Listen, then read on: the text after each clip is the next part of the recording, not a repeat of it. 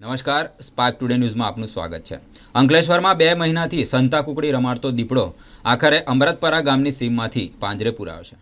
અંકલેશ્વરના પૂર્વ પટ્ટીના ગામોમાં 3 દીપડાના પરિવારોની હયાતી જોવા મળી છે। માંડવા, કાસિયા, સામોર સહિત આજુબાજુના ગામોમાં દીપડાની અવરજવર હોવાથી વન વિભાગે દીપડા અલગ અલગ પોઈન્ટ પરથી પંજાના નિશાન મેળવી 7 સ્થળે પાંજરા મૂક્યા છે। ગ્રામજનોને રાત્રિ તેમજ વહેલી પરોળે બહાર ન નીકળવા માટે અપીલ કરી છે।